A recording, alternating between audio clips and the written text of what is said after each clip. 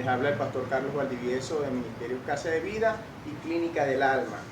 Hoy, bueno, vamos a estar revisando un poco el contenido de la segunda clase del curso de las 9 áreas de ministración en camilla. Ya les decía que el término clínica del alma viene del uso de camillas. De hecho, las ministraciones que todos conocemos normalmente vienen de las congregaciones, donde se ministra públicamente y las personas pues caen de espaldas, y en el piso es donde son ministrados. Mucha gente nos pregunta por qué nosotros ministramos en camilla, y nosotros le respondemos por qué no hacerlo en camilla, puesto que la camilla es un lugar más cómodo para ministrar, mucho más cómodo que estar en el piso, mucho más conveniente, porque elevan a la persona a la altura del liberador. Es ventajoso porque le dedicamos mucho más tiempo a la persona de lo que normalmente se le ministraría luego de un servicio en la iglesia, y podemos ir más a fondo. Les decía que en las clases anteriores que a todos los cristianos, a todos los que creemos en Jesucristo, nos siguen las señales que están establecidas en Marcos 16, versos 17 y 18. Entre esas señales está la administración a través de la imposición de las manos. De manera pues que nosotros en clínica ministramos con la imposición de las manos, y por supuesto que usamos las señales, pero es liberación desde el momento en que empezamos a usar la historia, cuando empezamos a indagar sobre las necesidades de la persona, los problemas que trae la persona, la situación de cada uno de ellos. Eso es lo que ahí se inicia la liberación. El llenado de la historia es como una confesión, estábamos diciendo la otra vez, y de una forma simbólica, una forma profética, ponerse sobre la camilla de una forma voluntaria viene a ser comparado con ofrecerse como ofrenda a Dios. Es decir, que la persona cuando se acuesta en este lugar para ser ministrado es porque quiere, es porque necesita ser libre y porque desea ser ayudado. Entonces, bien, quiero compartirles algunas de las indumentarias que debemos tener en clínica. Por supuesto que la camilla es esencial, o un lugar donde se le pueda administrar, que pueda ser alto, donde podamos nosotros, sin necesidad de agacharnos, donde podamos poner manos, donde podamos atender a la persona de una forma particular, de una forma individual. Lo otro es, por supuesto que estas camillas deben contar con este tipo de material que pueda ser cambiado después de cada administración. También es importante contar con una silla.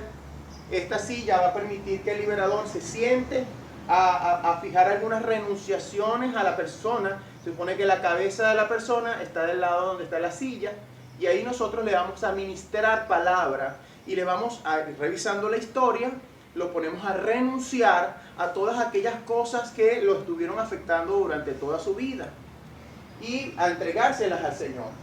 La otra indumentaria que nosotros usamos, por supuesto, antes de pasar a la persona a la camilla, es una paila como esta, un envase como este.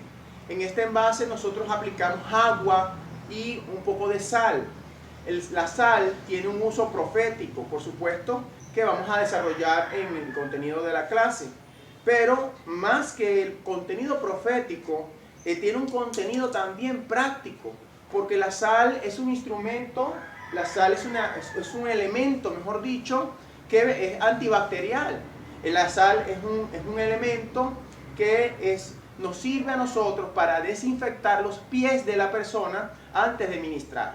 Se coloca este envase en la parte inferior, se le vierte suficiente agua fresca. Claro, esto es muy poco, ¿no? Tiene que ser un poco más.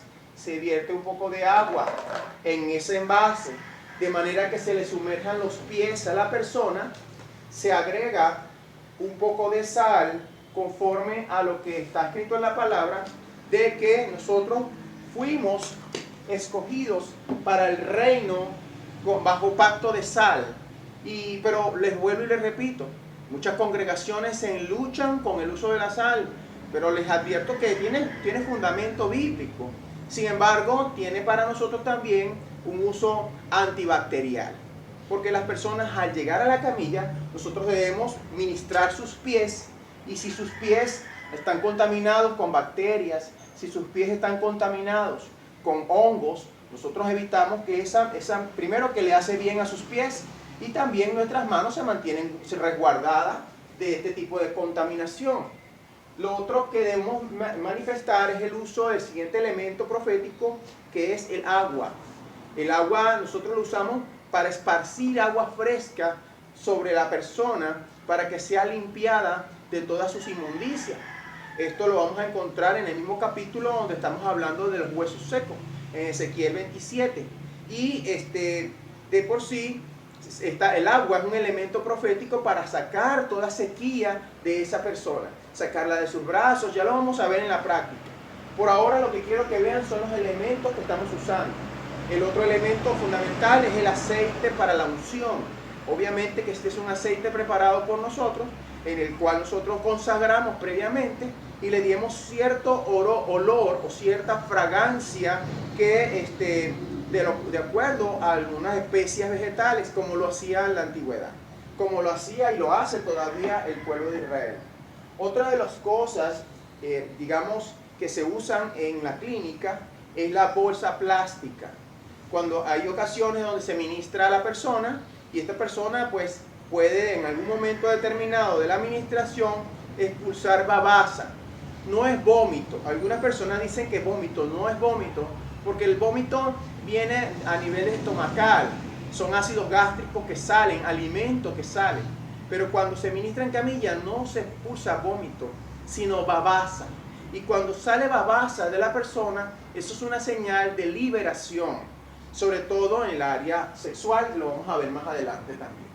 Entonces, básicamente es eso. La Biblia, por supuesto, es una de nuestras herramientas fundamentales. Mas, sin embargo, a la hora de ministrar, obviamente debemos tratar de conocer los versos bíblicos que vamos a usar de memoria, porque no es bueno tener las manos llenas de aceite y manipular la Biblia. Hay que tenerla ya de memoria. En todo caso, si no tienes la memoria, no recuerdas los versos bíblicos, debes procurar un lugar lo suficientemente alto donde tú puedas ir leyendo y puedas ir ministrando. Pero lo ideal es que nosotros aprendamos las palabras, los textos, los versos que serán usados a la hora de la administración. Bueno, entonces, con la clase puedo hablar de los elementos proféticos. Es muy importante aclarar eso desde la perspectiva bíblica. Pero todo lo que nosotros hacemos, bien sea de palabra o bien sea de hechos, tiene que estar soportado por la palabra de Dios. Tiene que estar escrito en la Biblia. ¿Sí? Amén. Bueno, el primer elemento del cual yo necesito que hablemos es sobre el uso de la sal.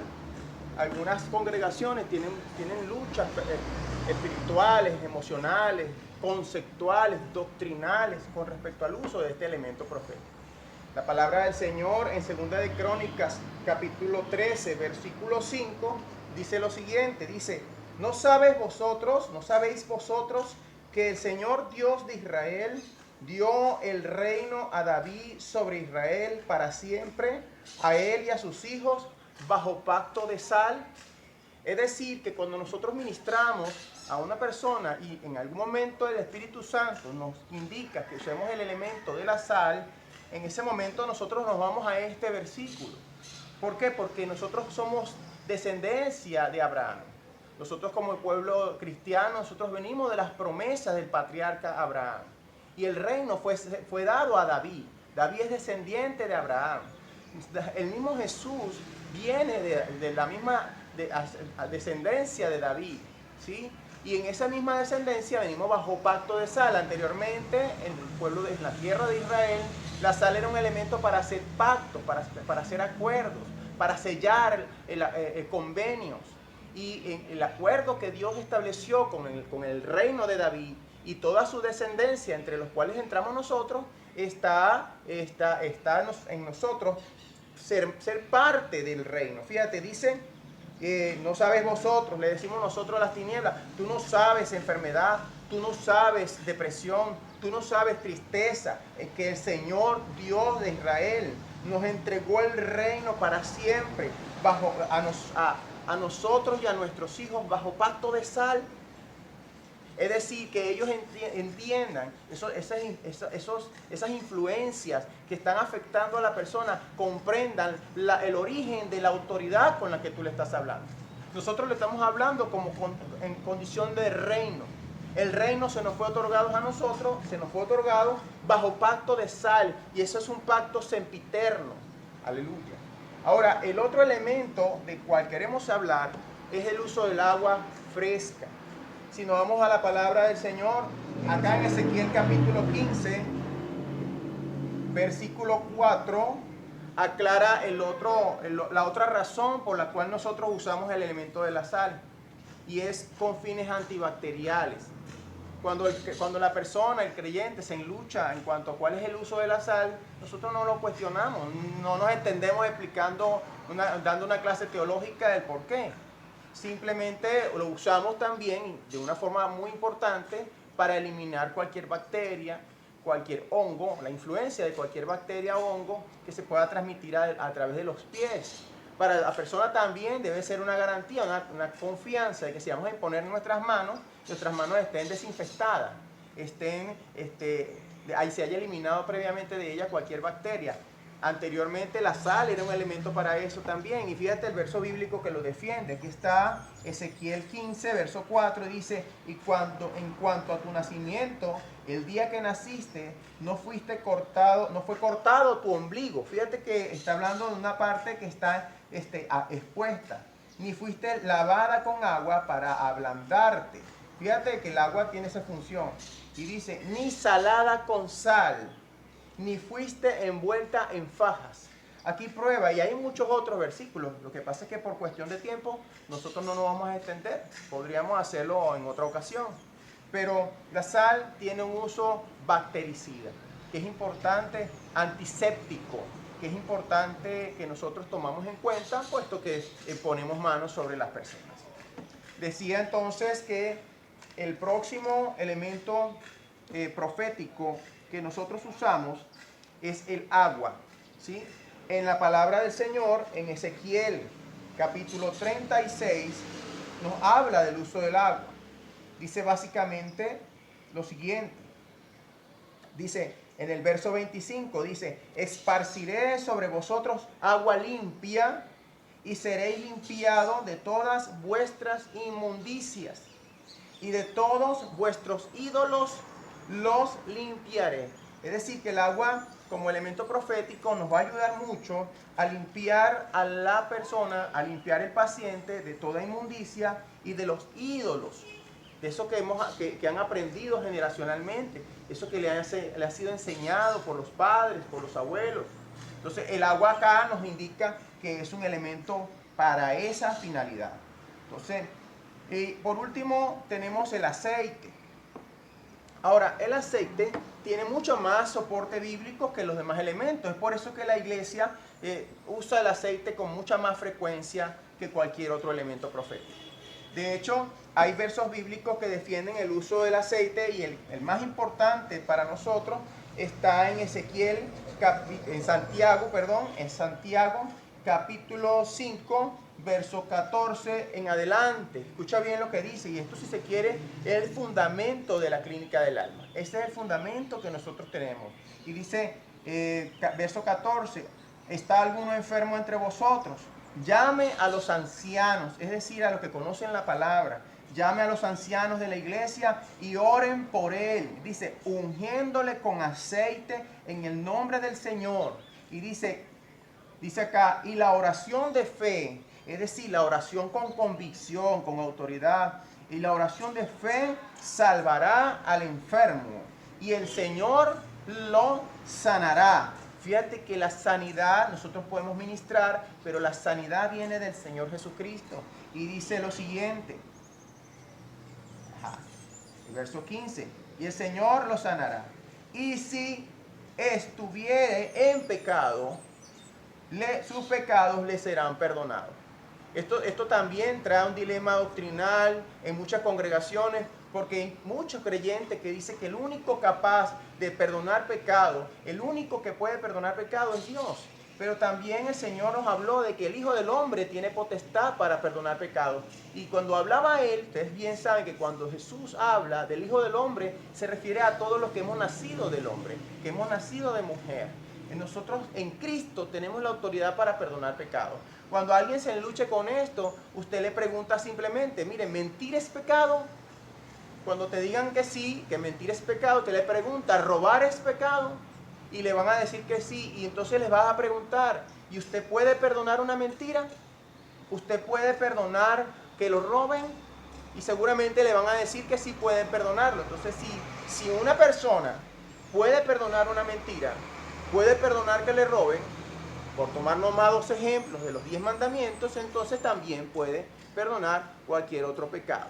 El único pecado que no se puede perdonar, de acuerdo a lo que está escrito en la palabra, es la blasfemia contra el Espíritu Santo. Pero de resto nosotros tenemos la potestad en Cristo Jesús de perdonar pecados. Y continúa acá, dice acá, y les serán perdonados. Verso 16, confesad vuestras faltas unos a otros y rogad los unos por los otros para que sean sanados, porque la oración eficaz del justo puede mucho. O sea, aquí nosotros nos damos cuenta que la confesión de fe, la confesión de pecado es necesaria. De hecho, para nosotros poder ministrar, lo primero que debemos hacer es ponernos a cuenta, no solamente con Dios, sino con las personas que nosotros en el transcurrir del día podamos haberle fallado o podamos haberlo ofendido. Si nosotros no somos los primeros en pedir perdón y no somos los primeros en perdonar pecados, no vamos a tener autoridad para perdonar pecados, no vamos a tener autoridad para ministrar sanidad a los enfermos. Ahora continúo con lo que dice Santiago 5, nos dice acá, ¿verdad? Rogad, confesad vuestras faltas unos a otros y rogad unos por otros para que seáis sanados. Porque la oración eficaz del justo puede mucho, dice. En esta versión dice, es muy poderosa. Fíjate que algunas personas creen que la administración y la liberación es algo que es exclusivo para personas con una capacidad especial, con un talento especial. Eso no es así. No depende de nosotros, sino de aquel que opera a través de nosotros, que es el Espíritu Santo de Dios. Nosotros simplemente nos movemos a obediencia, nos sujetamos a la santidad que Dios nos demanda. Estamos siempre en la luz, manteniendo todo expuesto sin que haya tinieblas en nosotros, sin guardar nada en lo oculto.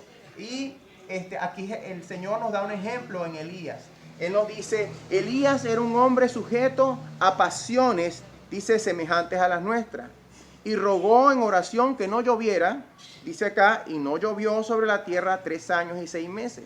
Otra vez oró y el cielo dio lluvia y la tierra produjo fruto. Amado, la liberación no es para personas extraordinarias o creyentes extraordinarios.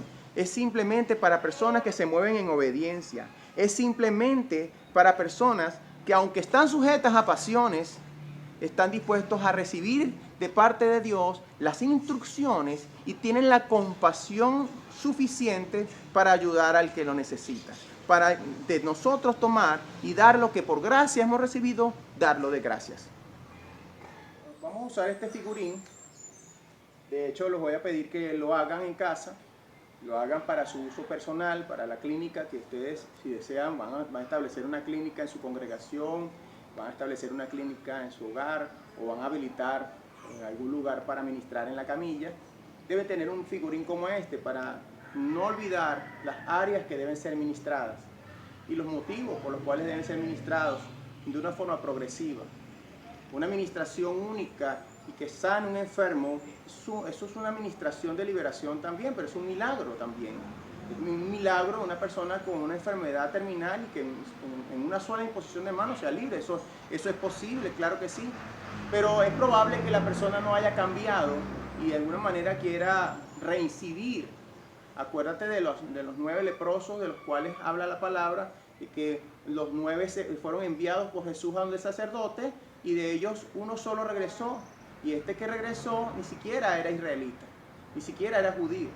Ahora, el Señor en su palabra, Él preparó todo. Pues. Los otros 8 no regresaron. Y el único que fue salvo fue el que regresó. Así pasa también en liberación.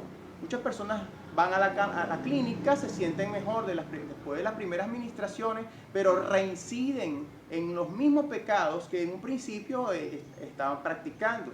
Entonces, la intención de una liberación es que llegue a término.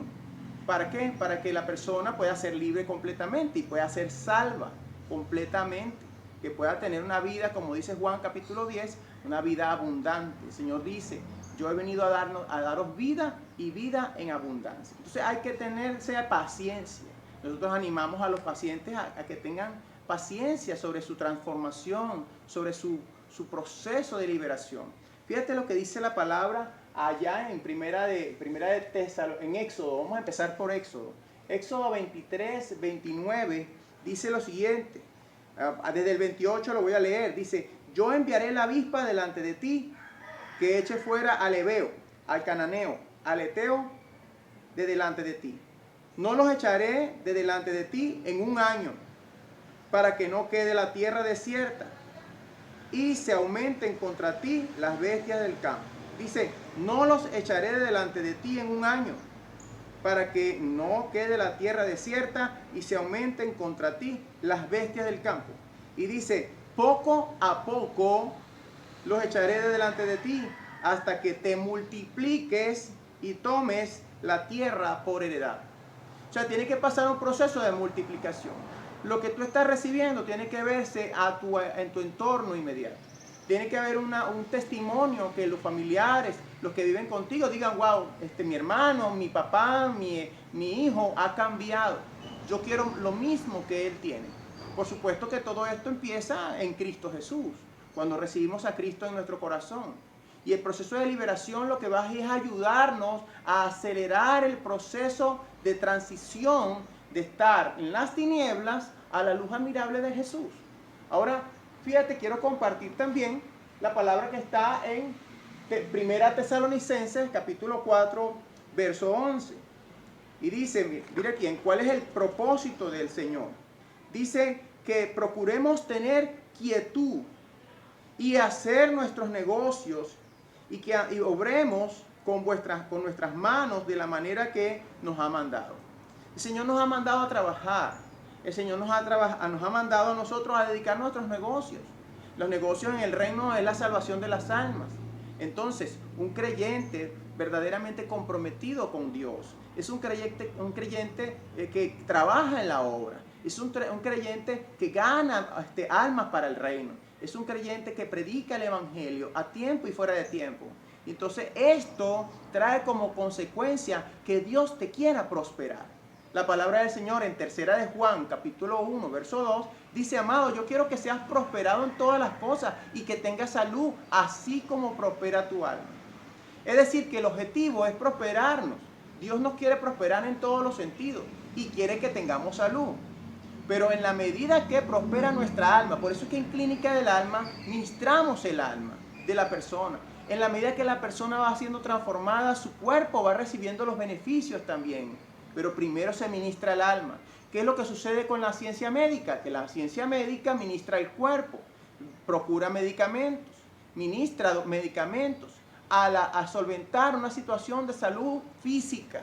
Pero ¿qué tal si el problema son los triglicéridos, el colesterol alto, y la persona, después de ser atendida con triglicéridos y colesterol alto, continúa comiendo grasas, continúa comiendo cerdo, continúa comiendo excesos que le hacen daño, continúa comiendo excesos de sal, excesos de azúcar? Es porque no ha cambiado su manera de pensar, no ha cambiado su proceder.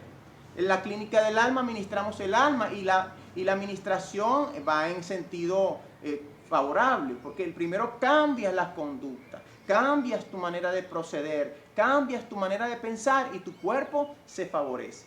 Ahora, es importante que no parezca que estamos desestimando el trabajo de la medicina, ¿no? Sino que pensamos que debe ser algo integral.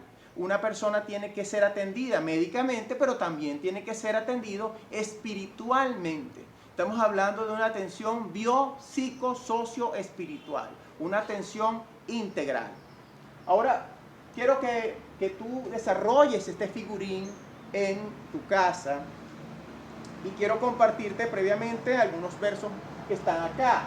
Fíjate que si el objetivo de Dios es sanar nuestra salud, sanar nuestros pensamientos, sanar nuestros sentimientos, para que nuestra voluntad sea servirle de todo corazón, entonces, de lo contrario, si no hacemos eso, hay consecuencias en el cuerpo que podemos ver acá. Mira, aquí lo tengo acá, subrayado para no olvidar, Proverbios 14:30.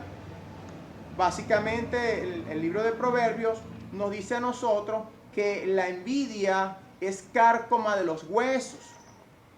Fíjate, es cárcoma de los huesos. En algunos versos, en algunos otros, otras traducciones dice que es la amargura, es cárcoma de los huesos.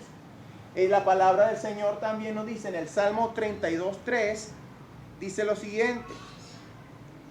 Fíjate, 32:3, aleluya. Dice, mientras callé, se envejecieron mis huesos en mi gemir todo el día. Ahora, ¿qué sucede? Cuando nosotros callamos los pecados, cuando nosotros callamos las transgresiones, cuando no le confesamos a Dios nuestras transgresiones, cuando no le confesamos a las personas el daño que le hemos hecho y no pedimos perdón, la consecuencia es que nuestros huesos se envejecen, nuestros huesos se deterioran. Dice acá en la versión Jubileo, dice que mientras callé se envejecieron mis huesos en mi gemir todo el día. Entonces en otras versiones dice que la amargura es cárcoma de los huesos. Y vamos a verlo haciendo. Proverbios 14:30. Acá está, dice, el corazón apacible, escucha bien, el corazón apacible es vida a la carne, mas la envidia pudrimiento de los huesos. En la versión Reina Valera dice, el corazón apacible es vida para la carne, más la envidia es cárcoma de los huesos. Entonces ya podemos tener una idea de dónde es el origen del cáncer de los huesos. Y quiero mostrarte algo más. Escucha bien, las metas, los objetivos personales descansan sobre la espalda de la persona.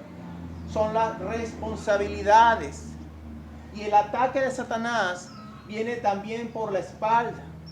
Es desde aquí, desde los hombros, donde Satanás descarga todo lo que son yugos, cargas ajenas. Y esto va trayendo implicaciones en el área, en las 17 zonas de tinieblas que hemos hablado. Esas 17 zonas que deben ser ministradas están entre el pecho y el ombligo. Ahora date cuenta cómo se subdivide. Todo esto que opera desde el pecho hasta el ombligo es lo que llamamos nosotros resentimiento de falla. Porque en este primer sector, entre el pecho y la boca del estómago, es donde están los montes de soledad. Aquí es donde están las tristezas, los sufrimientos. Por eso es que cuando una persona ha sufrido una decepción, lo primero que le duele es el pecho. Es por eso que las personas cuando han sufrido agravio, lo primero que les duele es el corazón, es el pecho.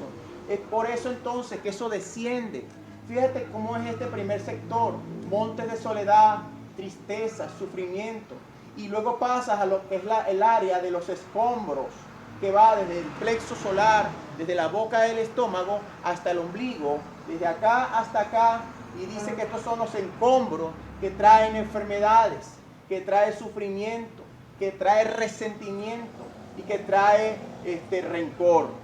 Date cuenta, lo primero que se mueve de forma cíclica entre estas 17 zonas de tiniebla es el resentimiento por alguna decepción causada, por alguna traición, por algún engaño. Ahora, ese resentimiento se hace rema en el corazón de las personas. Se queda, cuando dura mucho tiempo y no se ministra perdón, se convierte en rencor. El rencor es algo más firme, más contundente. Ese rencor te hace tomar decisiones, te hace llenar tu corazón de temor.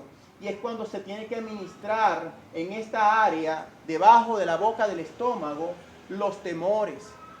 Se ministra a Zambalá, Tobía y Gesén, que son los espíritus de temor, y se arrancan, se secan. Le ordenamos que se sequen en el nombre de Jesús. Aquí también vamos a ver algo interesante a la altura de debajo de la boca del estómago, y son 3 puntos, 3 hendiduras. Acá, 1, 2 y 3. Estos 3 puntos que acabo de dibujar acá representan a rechazo, en este caso rechazo, temor al rechazo y autorrechazo. Son la tríada del rechazo.